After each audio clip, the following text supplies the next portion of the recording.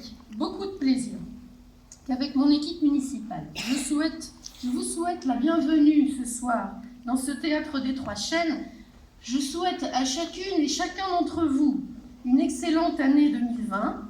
J'espère qu'elle vous apportera, ainsi qu'à ceux qui vous sont chers, la santé, la réussite, la joie de vivre, ainsi que les meilleurs moments de bonheur partagé. C'est déjà la 6e année que je vous présente mes vœux à cette tribune, et que le temps passe vite, mon Dieu. C'est toujours un immense plaisir de vous voir réunis, habitants, forces vives, entreprises, responsables d'associations, partenaires institutionnels, forces de l'ordre et élus, dans ce théâtre plein à craquer. Je salue bien entendu les personnalités présentes, Anne-Laure Catelot, la députée, mes collègues maires de Poix-du-Nord, de Guissigny, de Baudigny, je crois avoir aperçu mon collègue de Ruelle. Je salue également le directeur de l'entreprise Refresco, Madame Delplanque. Et puis, j'excuse Monsieur le sous-préfet qui malheureusement est retenu au vœu de Monsieur le préfet à Lille, qui ont toujours lieu au même moment que les nôtres, malheureusement, et je lui transmets tous mes remerciements pour l'aide qu'il nous apporte au quotidien sur tous les dossiers. Alors 2019 aura été une année dense au Quesnoy. Je retiendrai surtout, en préambule, le succès de nos grands événements festifs. Bien sûr, notre fête du Bain-Berlot, pour laquelle le retour d'une belle affluence a fait plaisir aux organisateurs et à nous tous. Je pense aussi à la fête du lait mi-septembre, où là encore, la foule était vraiment très présente, pour le plus grand plaisir également du parc, des commerçants et de tous les participants. Je pourrais citer bien d'autres événements qui eux aussi ont connu un beau succès. Je pense par exemple au marché de Noël, organisé par notre union commerciale, ou encore à ces 2 trails, organisés par la toute jeune association Courir à Le Quesnoy. Ces courses à pied ont vu une participation impressionnante. Plus de 1000 coureurs à chaque édition, et ils nous ont laissé des souvenirs mémorables, comme ces passages sur la passerelle de l'étang et dans nos remparts, dans la nuit sombre du mois de décembre. Et je voulais tout simplement leur dire bravo à toute cette jeunesse qui nous fait vivre de nouvelles émotions, à cette énergie qui se déploie dans la ville, car tous vous faites rayonner sous un nouveau jour cette ville, et c'est un véritable bonheur pour moi et pour mon équipe. Je pourrais encore citer beaucoup d'autres événements. Le festival Le Quesnoy Enchanteur, qui a eu lieu ici même, qui a fait le plein avec son concours de chant ouvert aux jeunes talents du territoire et qui ont fait la première partie de Michel Fugain. La fête de la fraise, le concours de cuisine au pied du beffroi, ou l'art au travers, qui est une opération chère à mon adjointe Axel Leclerc. Tous ces événements uniques apportent beaucoup dans la vie de chacune et chacun d'entre vous. Nous avons cette chance d'avoir au Quesnoy cette grande richesse humaine, notre richesse associative.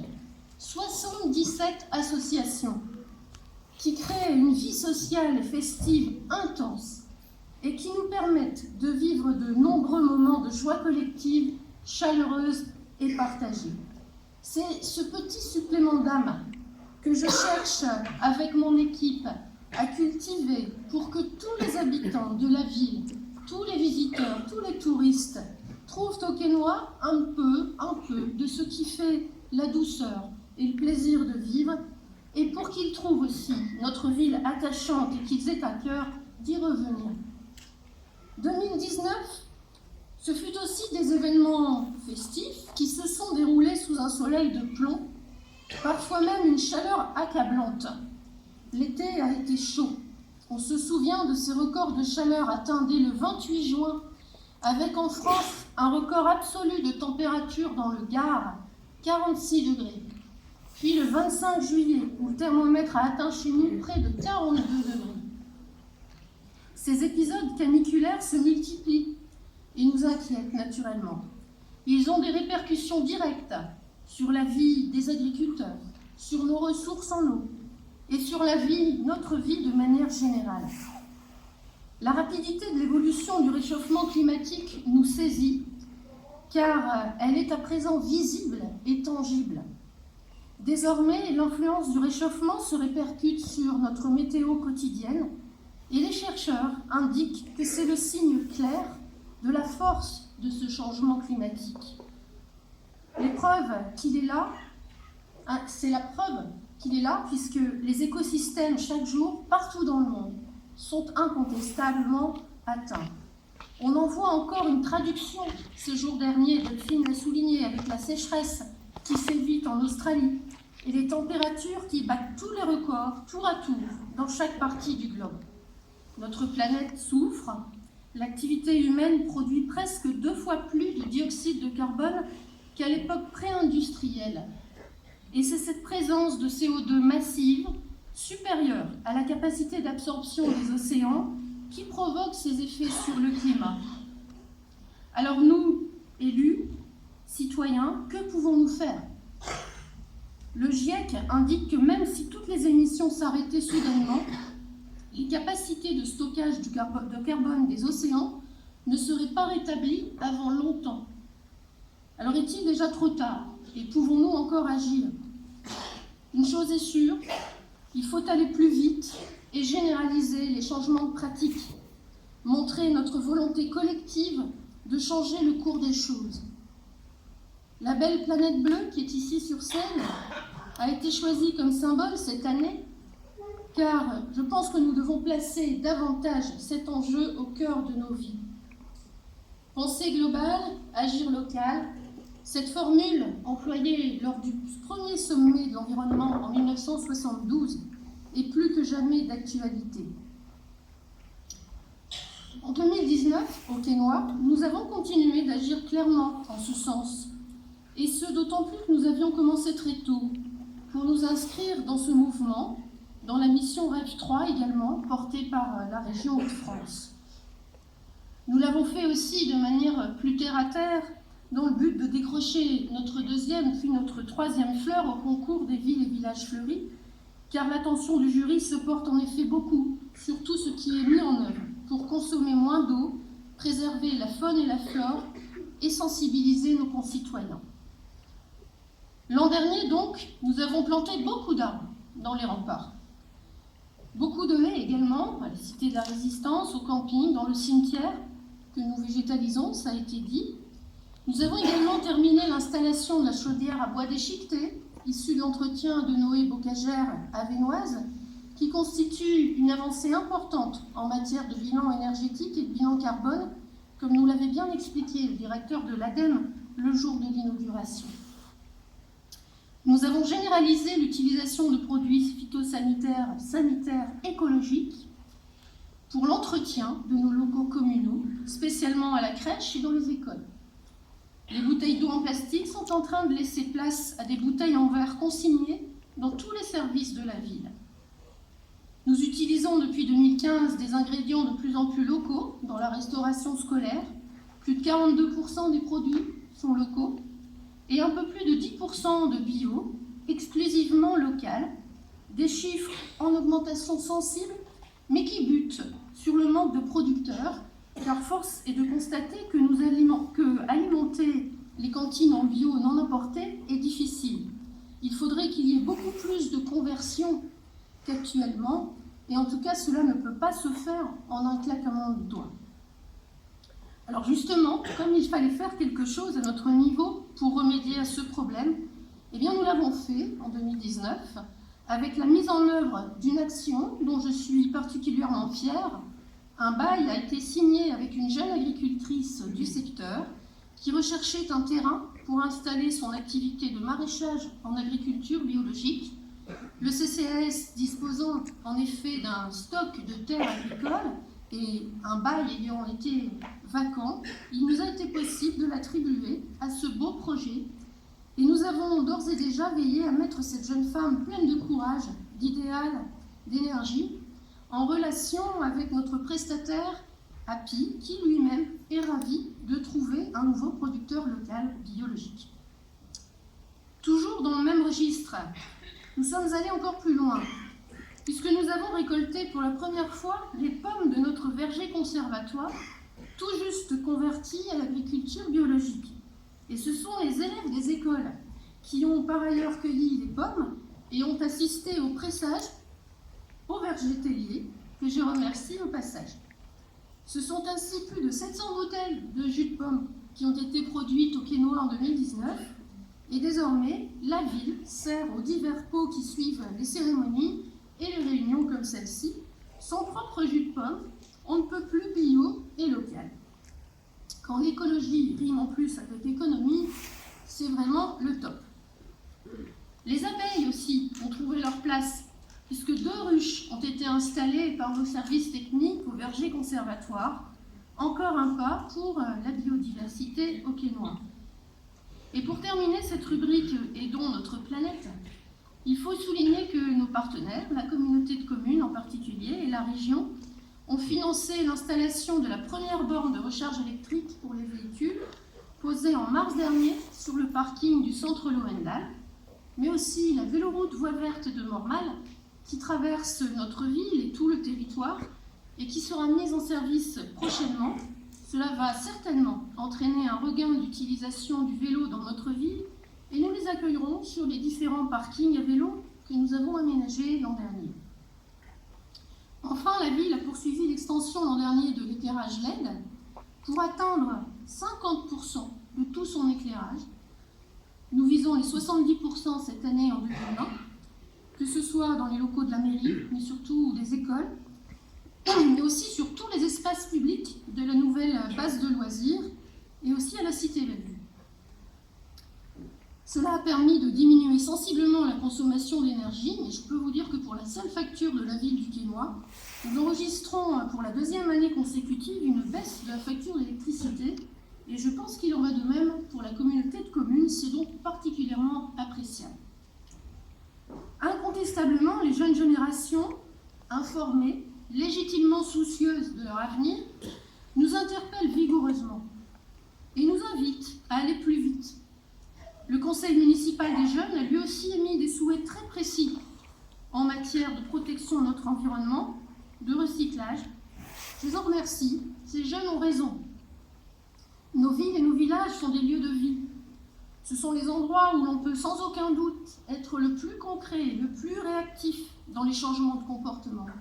C'est donc à nous que revient la responsabilité d'initier les actions avec les habitants.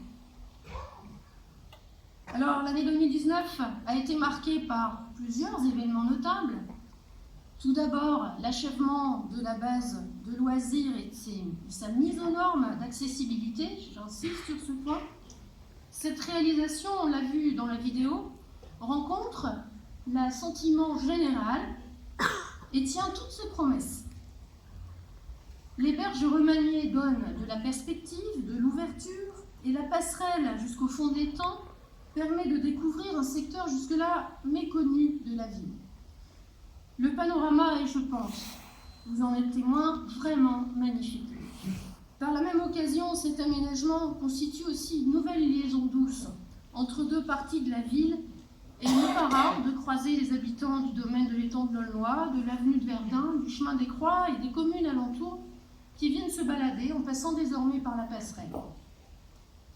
Venir courir, faire le tour de l'étang, amener les enfants faire une balade en calèche tirée par un cheval de trait, manger une frite et pique-niquer à la base de loisirs a été un véritable engouement l'été dernier.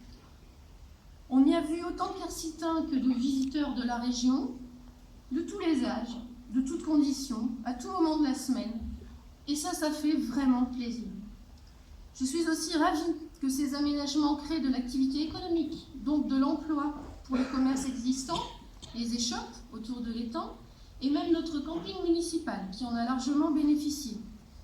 Eh bien, c'est aussi à cela que servent ces aménagements et j'en suis très fière.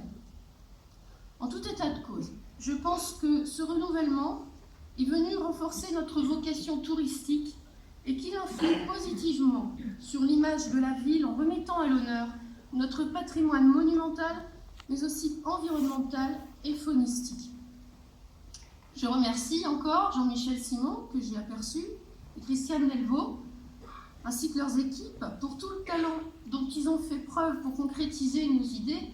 J'ajoute que le circuit court et le local, ça a vraiment du bon, y compris en architecture et en paysagisme. Mon souhait pour les années qui viennent, et que les commerces du centre-ville puissent bénéficier davantage de cette attractivité touristique, car je suis certaine que l'évolution que nous vivons est porteuse pour eux, comme elle a commencé à l'être en 2019. Nous les avons aidés en ce sens récemment avec une aide municipale à la rénovation des façades, ainsi que l'embauche d'un manager de ville qui vient de prendre ses fonctions. Le second événement majeur de l'année a bien sûr été l'obtention de notre 3e fleur au concours des villes et villages fleuris. Nous avions préparé cet examen dès l'obtention de la 2e fleur, ça a été dit, en 2016. C'est dire si les agents et nous-mêmes étions heureux de ce résultat. Cette distinction, c'est avant tout celle de nos agents, de tous nos services, avec une mention particulière pour l'équipe fleurissement et l'équipe propreté. Tous se sont mobilisés d'une manière remarquable et nous les remercions à nouveau ce soir. Nous sommes heureux parce que notre ville est sans aucun doute plus belle, mais surtout finalement parce que cet objectif a été extrêmement mobilisateur, qu'il a permis de déclencher des initiatives et une motivation importante dans tous les services de la mairie. C'est là notre plus belle récompense et c'est le gage de la poursuite du travail à l'avenir pour garder ce bon niveau de soins et d'entretien pour notre ville. Un mot sur le prix régional de la participation citoyenne qui nous a été octroyé pour distinguer le nombre important d'actions en faveur de la citoyenneté. Le jury a été attentif à l'existence du Conseil des quartiers, à son travail, mais aussi à celui du Conseil municipal des jeunes, du collectif L'Éco-Quercitan, qui fait un travail formidable autour de Sébastien Louzet, ou encore du dynamisme des habitants autour du concours des maisons fleuries. Il faut dire que les opérations Nettoyons la nature, l'appel au civisme pour la propreté canine, ou encore le fait de faire travailler les agriculteurs de l'Avesnois pour le chauffage de la ville, les nombreuses réunions d'information, de concertation sur nos projets, ont fini par faire de notre ville une référence en matière d'implication citoyenne. Mon équipe et moi-même remercions toutes ces personnes pour leur engagement au service de notre ville, car c'est grâce à elles aussi que nous avons obtenu cette récompense. D'autres chantiers ont marqué l'année 2019, même s'ils n'ont pas été si visibles. Je veux parler de l'étude sur le musée néo-zélandais, ainsi que du dépôt officiel de candidature de notre citadelle au classement de l'UNESCO. Ces deux gros dossiers entrent là encore dans le champ touristique, ça ne vous a pas échappé. Je tiens tout simplement à vous dire que je suis heureuse et satisfaite de l'avancée du projet du musée.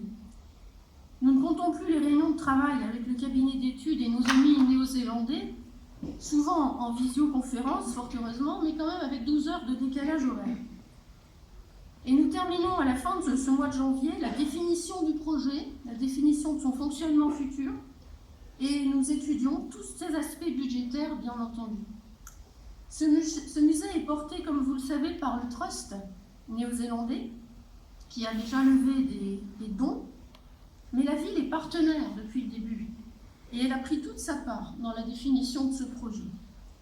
Elle pourrait donc prendre une place active également dans la suite du projet, c'est-à-dire dans la vie future du musée. Car la ville a besoin aussi de nouveaux espaces à vocation culturelle, par exemple pour le cercle historique ou pour l'harmonie municipale qui a besoin de locaux de répétition dignes de ce nom, ou tout simplement pour étendre son champ d'action culturelle qui grandit naturellement. Il serait donc possible de rejoindre nos amis néo-zélandais sur leur projet et de s'associer à l'émergence de ce nouveau bâtiment qui prendra place derrière leur bâtiment actuel. En tout cas, le président de région est convaincu que la région Hauts-de-France doit jouer sa carte pour devenir la référence en matière de tourisme de mémoire de la Première Guerre mondiale. Et il m'a assuré d'ores et déjà de son soutien dans ce projet, ce qui nous ouvre de belles opportunités et renforce encore la pertinence du projet de nos amis néo-zélandais. L'autre gros dossier, c'est bien sûr le dépôt de notre candidature à l'UNESCO. Nous avons, avec ce dépôt, en octobre dernier, franchi une étape importante. Depuis 5 ans, nous étions dans la phase de travail avec le réseau Vauban, avec la ville de Lille et la ville de Breisach am Rhein en Allemagne. Il s'agit d'un travail de recherche historique, quasi scientifique, qui prend beaucoup de temps, mais dont la qualité détermine nos chances par la suite d'être enfin classés. S'ouvre à présent une phase de visite et d'audition mandatée par l'UNESCO, chez nous et dans les autres villes partenaires, qui sont suivies de très près par le ministère de la Culture. Le classement, s'il intervient, pourrait arriver, nous l'espérons, en 2024, 2025, 2026, si tout va bien, à l'occasion d'une révision des listes dites périodiques. Le chemin est encore long, mais nous avons bon espoir, parce que c'est l'UNESCO elle-même qui a préconisé notre candidature lorsqu'elle a classé 12 autres villes fortifiées par Vauban en 2008. Le Quesnoy n'avait pas alors souhaité être candidate avec le réseau Vauban. C'est dommage, car il faut effectivement refaire tout le chemin qui aurait pu être parcouru avec beaucoup moins d'efforts à fournir. Enfin, et j'en terminerai par là, car il s'agit toujours d'emploi et de tourisme, la fin de l'année 2019 et ce début d'année 2020 auront vu se concrétiser l'espoir, et même, je pense, une réalité proche, d'attirer à nous un projet hôtelier, un hôtel au Quesnoy. Combien de fois l'ai-je entendu? Ça serait bien. Alors je salue la présence de Jean-Marie Debus, qui est ici au premier rang, qui va nous permettre, avec ses partenaires investisseurs, de réaliser ce projet, qui est attendu par Refresco, qui a besoin de cet hôtel, mais aussi par d'autres clientèles, et qui sera un atout supplémentaire important pour notre ville.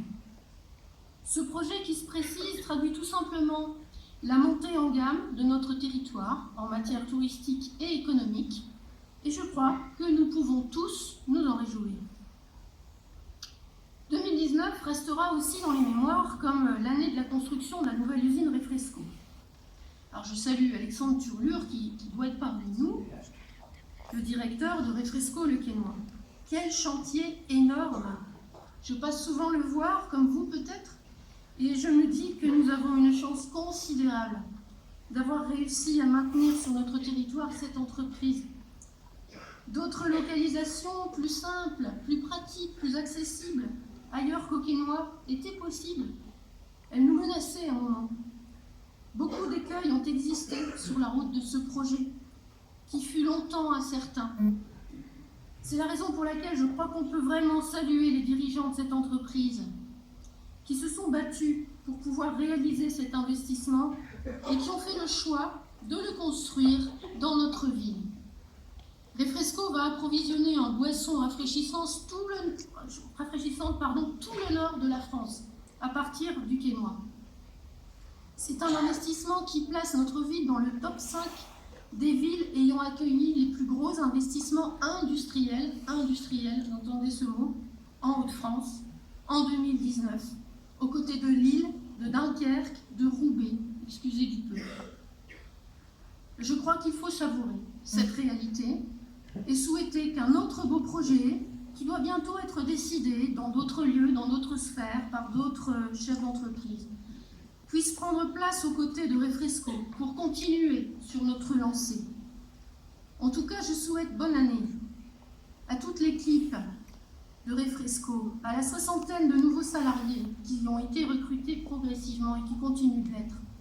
Je leur souhaite une bonne mise en route, car je sais que cela est lourd à gérer.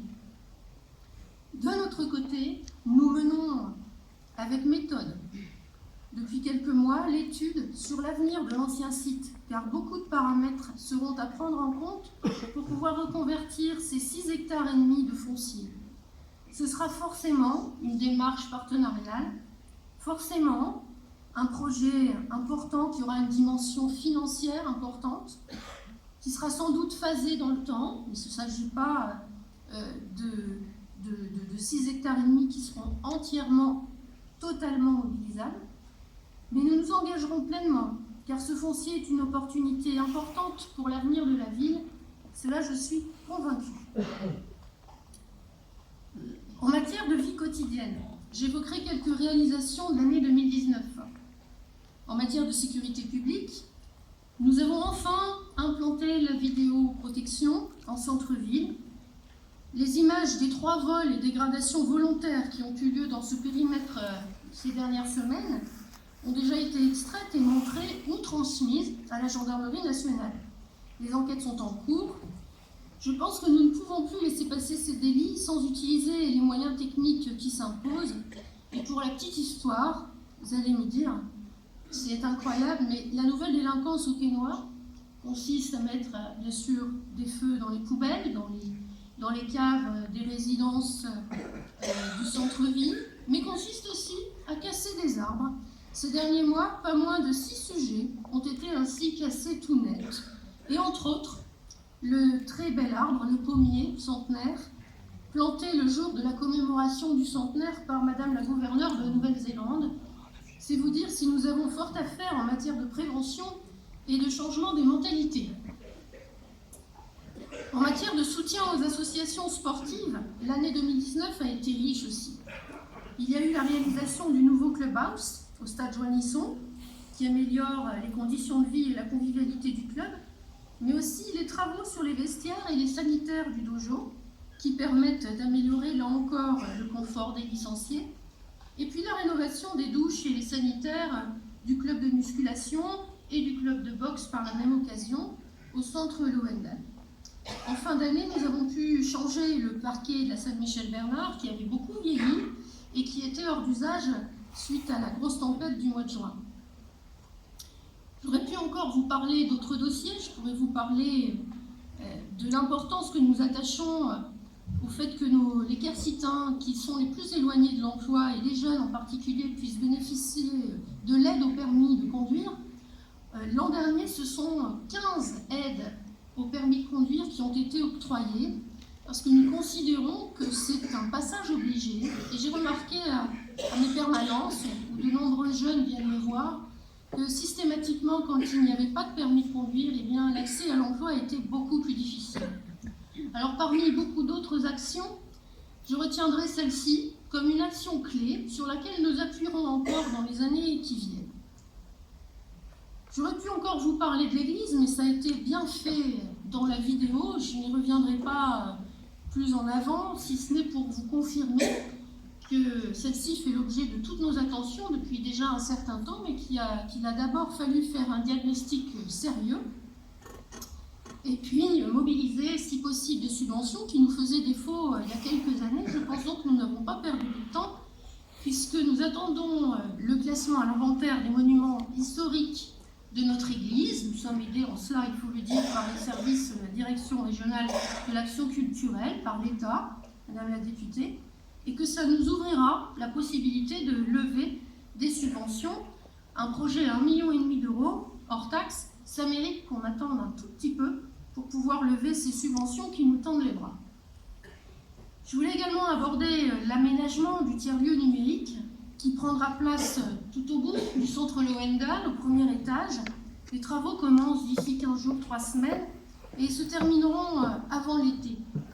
Ce lieu mis à disposition par la ville sera animé par la communauté de communes, et il sera véritablement, je pense, un nouveau lieu important pour lutter contre la fracture sociale. La fracture numérique est une source de fracture sociale à l'avenir. Et nous donnerons aussi accès à du matériel informatique, à du matériel de visioconférence pour des formations ou pour les besoins tout simplement de nos commerçants, de nos artisans et des petites entreprises du secteur qui n'auraient pas les moyens de s'équiper seuls. En tout cas, nous avons imaginé ce lieu comme un lieu moderne, agréable, adaptable, modulable, que nous vous inviterons bien sûr à visiter dès qu'il sera réalisé. Enfin, la construction tant attendue du nouveau lotissement Protéram, il en a également été question dans le film, Route de Bavé, avec son béguinage pour les personnes âgées. C'est véritablement un axe fort, le béguinage, parce que c'est ce qui permet aux personnes âgées de vieillir avec tout le confort et tout l'équipement adapté, chez soi, même seul, en ayant une vie collective organisée autour. Et je pense véritablement que ce premier béguinage va démontrer tout l'intérêt d'en construire d'autres. En tout cas, les maisons en accession à la propriété vont également voir le jour. C'est un point important. Et ces logements vont nous permettre de franchir un nouveau cap. Nous avons gagné une 50aine d'habitants entre le recensement 2014 et celui de 2019. C'est une bonne chose, c'est une évolution modeste mais sensible. Et je pense que les années qui viennent vont nous permettre d'accroître cette tendance, car il y a bel et bien une demande forte au Quesnoy en ce moment, en logement, et je vois passer beaucoup de déclarations d'intention d'aliéner, signe que le marché immobilier se porte plutôt bien dans notre ville. J'en ai terminé. Il n'y aura pas de partie consacrée aux projets futurs. Je me suis cantonnée à respecter, bien sûr, la loi qui veut qu'en période électorale, c'est un peu frustrant, je veux dire, vous l'avez peut-être compris, et surtout quand on aime se projeter et aller de l'avant, eh bien, il faut s'en tenir aux réalisations de l'année écoulée, et c'est très bien ainsi, je le fais naturellement volontiers. En conclusion, vous l'avez compris, j'ai pris avec mon équipe beaucoup de plaisir à conduire l'action à la tête de notre ville durant ces 6 années qui sont passées, je vous l'assure, à une allure folle, à une vitesse folle. Je crois qu'on n'a pas beaucoup chômé, mais c'est pour ça qu'on est là. Beaucoup reste à faire, indéniablement, quelle que soit l'équipe qui présidera aux destinées de la ville dans les années à venir. Un mot sur la communauté de communes pour dire combien il est souhaitable que nous marchions sur nos 2 jambes, considérer les bourgs-centres et les villes comme autant de moteurs de l'action pour aller plus vite dans le développement de notre territoire. Les villes ont besoin des villages, nous avons besoin des villages et de leur population qui apportent leur clientèle, leurs membres dans nos associations, ou tout simplement les élèves dans nos écoles. Et nous avons aussi, les villages ont besoin de nous, de notre attractivité et des services que seule une ville-centre peut apporter. En tout cas, je veux redire aux maires ici présents, à mes collègues et à tout le monde, à tous les habitants, à toute la population, que vous pouvez compter sur moi pour défendre cette vérité d'évidence et qu'il est bon de rappeler à intervalles réguliers. Enfin, un mot sur la région, une région où je passe un peu de temps, vous le savez, au chevet de l'agriculture, de notre industrie agroalimentaire, et aussi depuis un peu plus d'1 an sur les thématiques de la bioéconomie. Tout d'abord pour vous transmettre les vœux de Xavier Bertrand, qu'il m'a demandé de vous adresser ce soir, et ensuite pour souligner combien le soutien de cette collectivité aux territoires ruraux et aux villes comme les nôtres est véritablement fondamental et se ressent très fort aujourd'hui. Ce soutien a été réaffirmé par les crédits alloués au titre des politiques d'aménagement du territoire, qui sont aujourd'hui assez puissantes, et plus récemment par la création d'une politique d'aide en faveur des centres-villes, centres-bourgs. Ce sont des aides indispensables qui viennent compléter l'action de l'État, puisque l'État a adopté des dispositifs d'aide qui se concentrent sur les plus grandes villes, la région prenant le relais pour les villes telles que les nôtres, de taille plus modeste. En tout cas, je peux vous dire que le 1 million d'euros qui nous tend les bras, nous pouvons l'utiliser rapidement pour essayer de moderniser notre centre-ville, de rénover les axes qui conduisent à lui, pour demeurer des villes attractives et qui restent fidèles à leur histoire. Les villes-centres ont toujours joué un rôle important dans les territoires ruraux, et je pense qu'il ne faut pas l'oublier. Beaucoup de réformes au niveau national viennent porter des coûts, malheureusement, à l'existence des services dans nos communes moyennes. Et j'aimerais que l'on souligne, puisque même la députée est là, mais je sais qu'elle partage mon sentiment, tout l'intérêt qu'il y a de continuer à porter sur nous une attention majeure. C'est ici que se construit le lien social, c'est ici que se construisent les bons réflexes. C'est ici que beaucoup de gens vivent leur vie, une vie qui n'est pas toujours facile, une vie qui a besoin d'une certaine solidarité, qui a besoin d'espoir. Il faut donc accompagner ces villes moyennes en territoires ruraux, d'autant qu'elles ont des potentialités énormes, et j'en parle d'autant plus facilement que je suis encore plus convaincue aujourd'hui qu'il y a 6 ans de tout le potentiel d'une ville comme le Quesnoy. Je remercie Madame la députée pour sa disponibilité et sa capacité d'écoute Et je lui demande de veiller particulièrement sur le projet de classement de notre ville au patrimoine mondial de l'UNESCO. C'est un projet qui est inscrit au pacte Sambra-Benoît-Thiérache, auquel je sais que vous avez fortement contribué. Mais nous avons besoin du soutien de l'État aussi pour toutes nos politiques patrimoniales de rénovation de notre imposant patrimoine monumental, parce que les fonds européens, curieusement, ne sont pas accessibles pour ces rénovations étrangement. C'est vraiment une anomalie qu'il faudra qu'on essaye de résoudre également au niveau régional. Donc seuls les crédits de l'État peuvent nous aider à rénover de manière régulière nos remparts et leur rendre leur lustre d'antan. C'est aussi grâce à cette politique d'entretien que nous pourrons décrocher ce label auprès de l'UNESCO, un label qui est vraiment fondamental pour les années à venir pour notre territoire, parce qu'une ville qui est classée au patrimoine mondial de l'UNESCO, c'est une ville où les touristes du monde entier viennent pour observer et rechercher cette histoire et nos racines.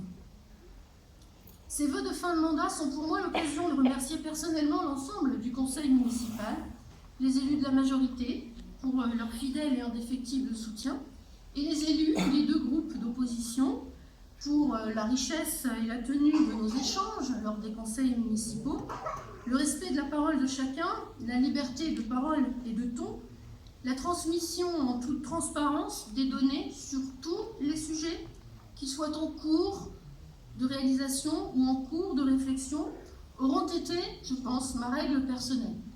J'espère que cette sincérité aura été appréciée. En tout cas, merci à tous pour vos engagements respectifs au service de la démocratie et de notre ville.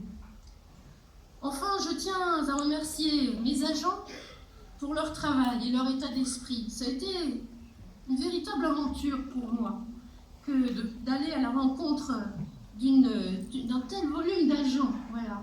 Je n'avais pas cette habitude de devoir être à la tête d'un si vaste ensemble. Alors je remercie bien sûr mes cadres, Valérie Legrand, Gérard Risberg et aussi Clément Carlier. Et je remercie particulièrement ce soir celles et ceux qui ont organisé cette cérémonie, à commencer par Hélène Carpentier, qui est la responsable du service culturel, accompagnée de Laurence, qui travaille à ses côtés, et bien sûr toute l'équipe du théâtre, Philippe Humbert, Patrick Dureux et Émeric Fréau. Et je n'oublie pas bien sûr Bénédicte Sana, professeure de l'école de danse, ainsi que ses élèves qui nous ont concocté cette jolie introduction. Ainsi s'achève cette première partie. En tout cas, je vous souhaite à toutes et tous une belle année 2020, que vous puissiez trouver dans ces jours qui s'annoncent tout le bonheur possible, entouré de vos proches, renforcer vos liens, renforcer ce que vous donnez aux autres, aux uns aux autres. C'est vraiment, je crois, ça qui est important dans nos vies. Et ensuite, eh bien, l'action suit beaucoup plus facilement. En tout cas, merci à tous de votre présence nombreuse.